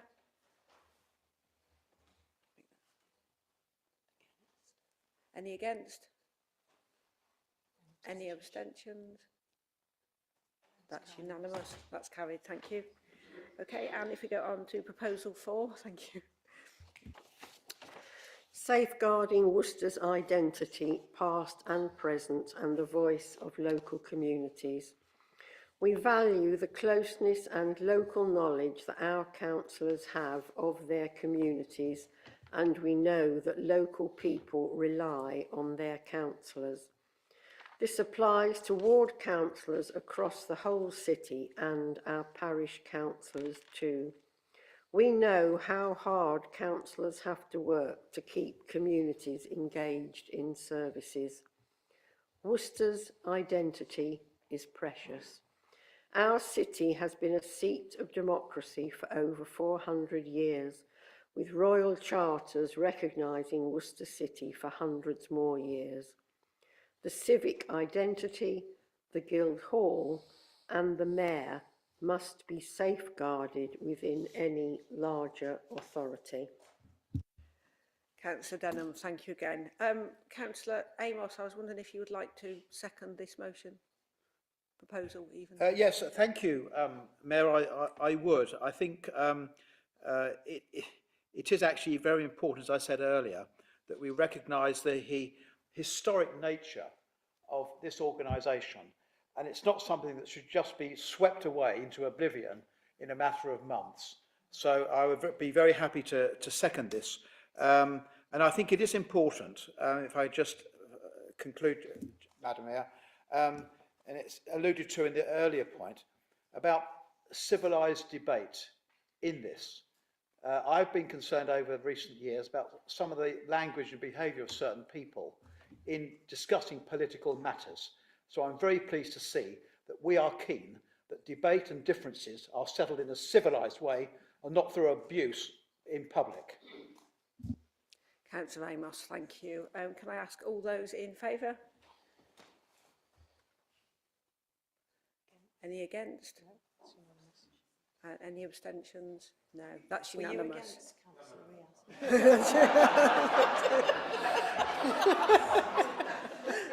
That's carried. Thank you. It's getting late. I think we better move on. Proposal 5. Thank you. We're nearly there. We're nearly there. That's for Amos. Improving the quality of service delivery and financial sustainability for the people of Worcester. The opportunities to improve service delivery are obvious to us, and we can build on our successful track record of working with neighbouring authorities. Health inequalities and housing needs are better addressed across a wider area outside of our current district boundaries. The need to improve social care is an opportunity for organising things differently. Inclusive, place-based, people-focused services would only serve to increase the health and well-being of our population. We have sound financial administration, and we have been able to make choices about investing in popular community assets, including culture, play and leisure. Councillor Denham, thank you. And Councillor Agar, would you like to second? Thank you. Okay. Councillor Amos. Yeah, I'll be brief. I just wonder if I could just ask a question. It doesn't have to be answered this minute. And I'm happy with this point. Is it a point of order? Oh, no, not a point of order, no. So it's a debate on the motion. Is it a debate on the... Yeah, so is it a debate on the proposal, this motion? It's just a question, Mayor. I can ask the leader afterwards if it makes it easier. I can mention it to the leader afterwards. 0.5, and will it affect, should we take, okay. Should we It wa- take it outside? Well, it's just, I can ask the leader afterwards, Chair, Mayor, if you prefer. I mean, it's, I'm very happy with 0.5, happy to vote for it, but it was just a question. I can do it later if you like. Oh, yeah, I think so, please. Okay. We're nearly there. Okay, rather I'll do than it open later, up for. Thank you. Okay, so yeah, all those in favour? Yeah, Pat. Oh, so, Pat, Pat, yeah, yes. Yeah, all those in favour? Pat, yes. Pat second, Yes. yeah. And any against? Any against? No, any against? Yes. Yeah, no, any against? Any abstentions? Any No. abstentions? No. It's unanimous. Abstention. An abstention. Is that an abstention? An abstention. One abstention, okay. But that's carried, thank you. And thank you everyone for this evening. It's been really positive and it's really clear to see how much everyone really does care about Worcester, our city and our residents, so thank you. Meeting to a close. And I'm drawing the meeting to a close. Thank you.